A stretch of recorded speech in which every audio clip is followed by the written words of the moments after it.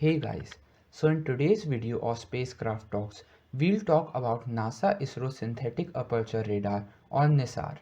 NISAR is a joint project between NASA and ISRO to co-develop and launch a dual-frequency synthetic aperture radar on an Earth observation satellite aboard a GSLV Mark II rocket.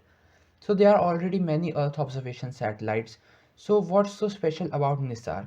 NISAR would be the world's first dual frequency radar imaging satellite which is having both S and L bands. And it is also world's largest and most costly Earth observation satellite with an estimate cost of about 1 billion USD. It will be used for remote sensing to observe natural processes on Earth and to study the Antarctic cryosphere. Moreover, it is designed to observe disturbances in ecosystem, ice sheet collapse, glaciers, and other negative impacts of climate change.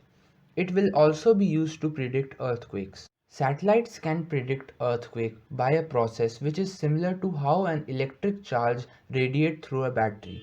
The charge creates a very small fluorescence, infrared glow and a magnetic field 1 or 2 weeks before a major earthquake. This fluorescence can be detected by a thermal camera onboard the NISAR satellite. It will also provide agricultural monitoring in India and USA. It will also help scientists understand the dynamics of carbon storage and uptake in wooded, wetland and permafrost systems. So now let's talk about its orbital parameters.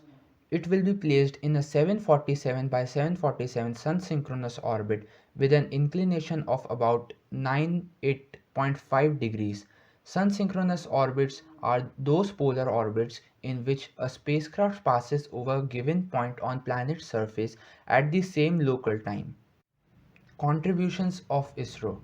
ISRO will provide the bus satellite I3K, which is INSAT 3000. A bus satellite or spacecraft bus is the general infrastructure of the spacecraft which is usually provided for payloads and scientific instruments.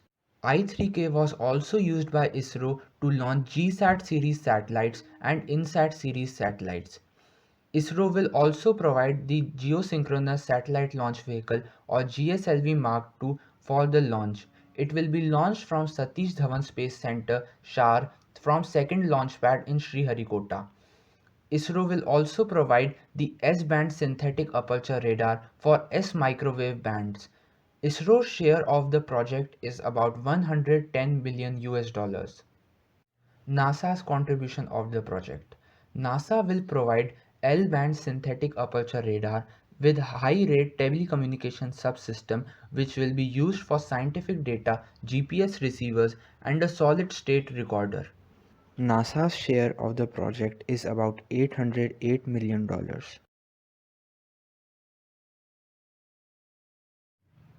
This is the NASA JPL animation which shows how the S and L band radar will be deployed.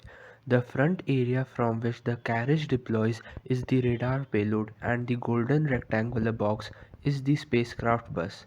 The radar is having large 12-meter reflector L band and S band to send out the RF signal and capture the return signal.